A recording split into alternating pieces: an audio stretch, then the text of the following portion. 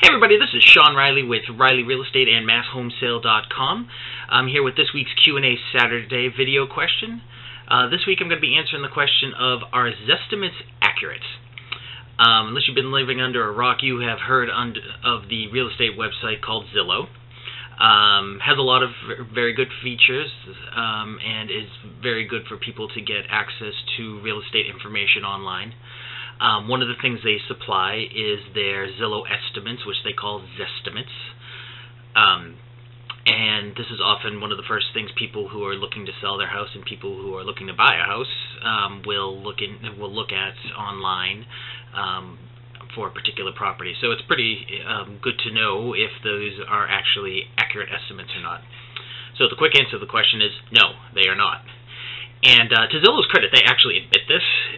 If you go and they give pretty good data on how accurate or in this case really inaccurate these estimates can be. So just know that they are generally pretty far off from what the actual sales price eventually is on a house. For Massachusetts, we are kind of in the middle of the pack for their accuracy. They kind of rate it on a 0 to 4 star rating. If they just give you a 0, that means they have no data and they don't even provide an estimate. 1 star basically is the worst that they have. 4 star is the best.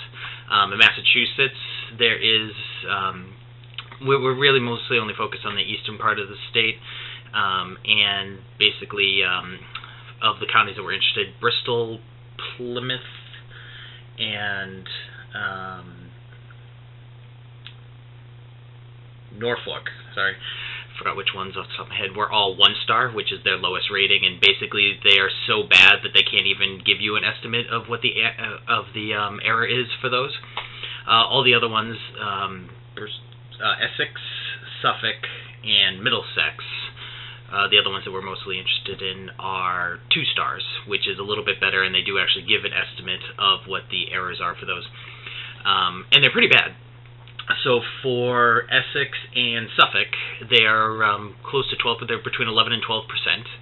That's the median error. So that means, just for easy numbers, if a house sells for $300,000, that means that they're off by over $30,000, so about $36,000 for a 12% error. So that's pretty significant. So if they said that your house was worth $336, most likely it was only going to sell for $300. Could go the other way too. Could be say that thing's only worth $240 or $264, sorry, and it would sell for $300. So there's a lot of variability there, and that's the median error. So that means half of them are actually off by a bit more than that. Middlesex is the worst of them. It's 13%, so it's even a little bit worse.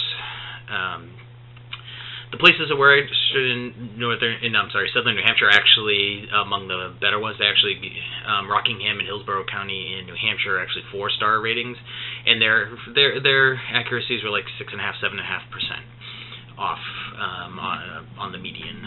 So that's better, but it's not great. One of the major problems with Zillow estimates are the data that they use. So they just, they only have data like how many bedrooms, how many bathrooms, square footage, and recent sales in the area.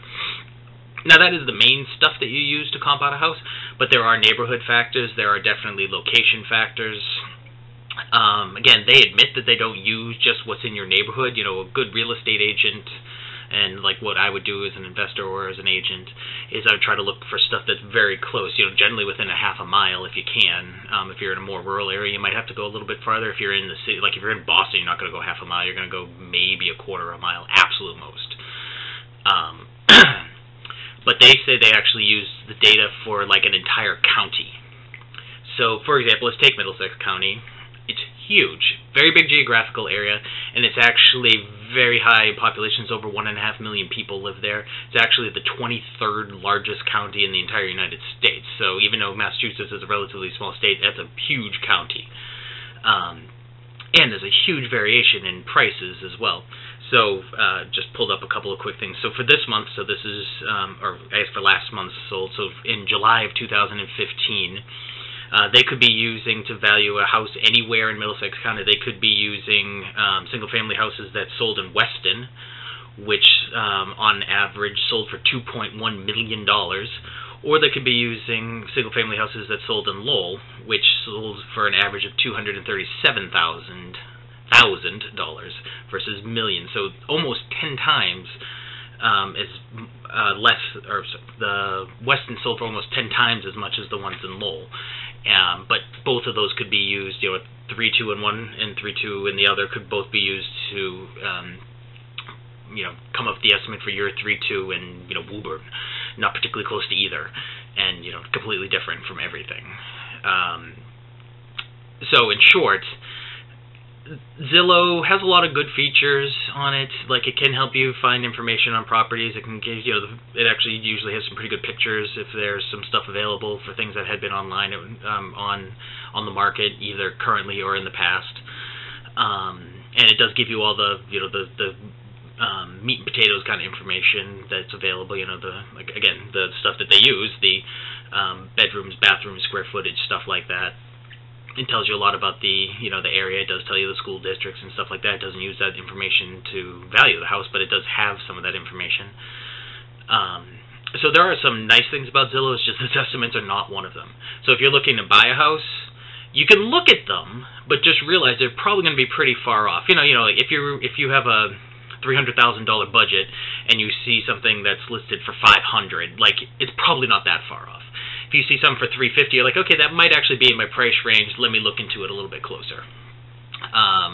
Same thing if you're selling. Like, that's a good place. It might be a place to start to figure out what your house might be worth. But there's a lot of factors that go into that. They don't factor in condition. So if your place needs a lot of work, they don't take that into account. And they also don't take into account if you just did a ton of work either. So like if you just remodeled your house, it's not going to reflect that either.